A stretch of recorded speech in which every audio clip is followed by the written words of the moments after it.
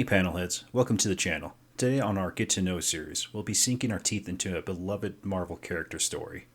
Remember, if you do enjoy this type of content, don't forget to like and subscribe to stay up to date with our video drops. Eric Cross Brooks, aka Blade, is an antihero who first appeared in the comic book The Tomb of Dracula, issue number 10, back in 1973. He was created and written by Marv Wolfman and penciled by Glenn Colan. Blade had a supportive role in The Tomb of Dracula in the 70-issue series. Later, he cemented himself a way into his own storylines with numerous appearances throughout the years in television, video games, and as a featured guest in other storylines in the Marvel Universe. Blade was born in a brothel in the Soho neighborhood of London on October 24th, 1929. We would come to find his origin story started to be developed in The Tomb of Dracula issue 13, where Blade explains to Quincy Harker, an experienced vampire hunter, where his hatred of vampires began and what happened during his birth.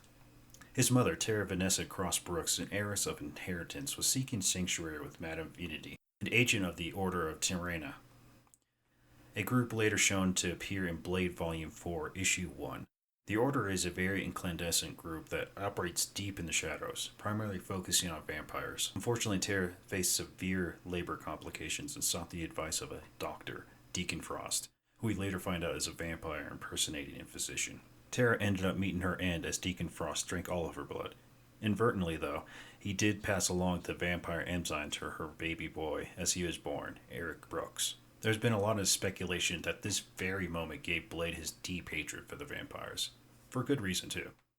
The workers, seeing what was happening inside the brothel, drove off Frost. The reality of Eric's father, Lucas Cross, was falsely placed into prison in his native country, Laverdia, which we see in a young Eric getting his father's story in Blade Volume 3. This left Eric to be raised within the walls of the brothel, being left under the impression that one of the employees was his mother. We further explore the story in Marvel Preview Issue 3. We see Eric at a young age of 9, returning home from school, and he witnessed 3 vampires actually attacking an elderly man, Jamal Afari. In pure adrenaline, we see Eric be a slight distraction to the vampires to give Jamal a moment to kill them with the silver sword. We come to learn that Jamal was posing as a jazz musician. As Blade bonded with Jamal, he became a father figure he never had to Eric by teaching him both music and training him in the arts of fighting vampires. With his natural abilities, it didn't take long for Eric to pick up the tricks of the trade, and soon he was able to defeat weaker and much younger vampires that he and Jamal found in large quantities. Over time, Eric showed innate skills that matched up with the Olympic-level athletes, being formidable in hand-to-hand combat. Eric earned his nickname Blade after his peers witnessed his skills with knives and daggers, and striking fear in the vampires that heard this nickname. Dracula sought out revenge for his defeat years prior, turning and killing Jamal into the very thing he fought against for years. As time went on, Blade's easy victories made him overconfident, but during this time it led him down a path to join a gang of young hunters named the Blood Shadows. At the helm of the gang is Cyrus Cutter. In Blade Volume 5, Issue 4, we see that Blade did not believe in Cutter's leadership ability after learning that Cyrus was heading Glory. It was not long before Blade gets the upper hand and kills Cyrus in the knife fight.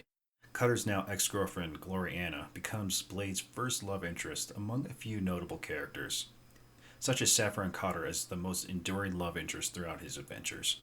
The gang ends up leaving London for a few months, hunting vampires and warlocks under Blade's leadership. The group encounters a much older and more powerful vampire than anyone in the gang has ever faced.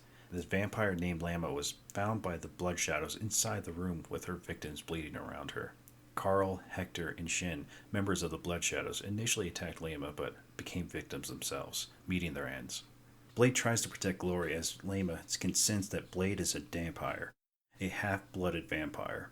Blade eventually overcomes Lama with the help of Glory. Of course, without experiencing this level of vampire before, didn't realize the job wasn't finished. Lama tosses Blade out a window, leaving Glory alone to be killed. Blade, wounded, retreats back to their new hideout, waiting to recover from his injuries to get his revenge against Lama. Glory ends up meeting Blade later that night, succumbing to her fresh vampire bite. Glory warns Blade never to look for her, or she will end up killing him.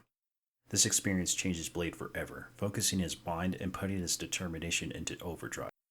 Being consumed by his grief over his fallen comrades, Blade continues his quest alone. Due to his vampire enzyme in his blood, Blade has become immune to your typical vampire bites.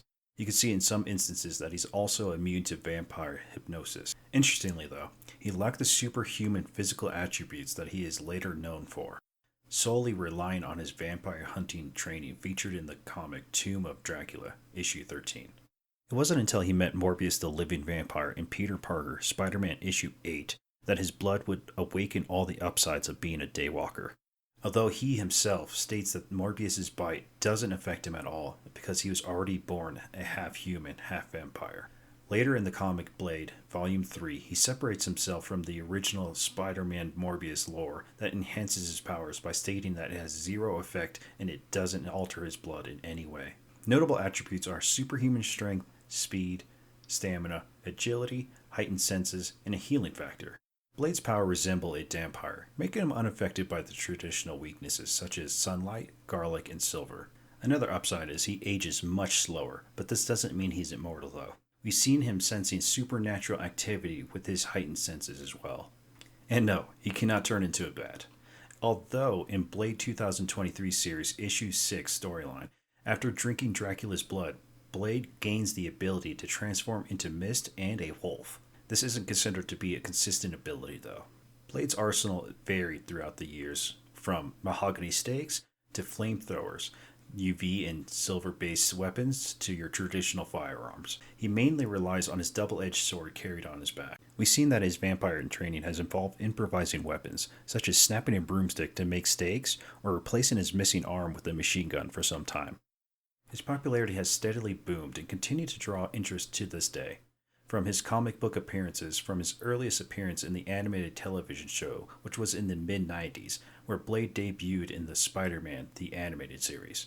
Probably more famously remembered by his portrayal by Wesley Snipes for his trilogy, and then later reprising that same role in Deadpool and Wolverine. Making multiple appearances through video games, and most recently being a playable character in Marvel Rivals. Speaking of, don't forget to mention your favorite version of Blade from over the years in the comments down below. Other than that, Panelheads, we will see you in the next time when we cover another one of our favorite comic book characters from the years.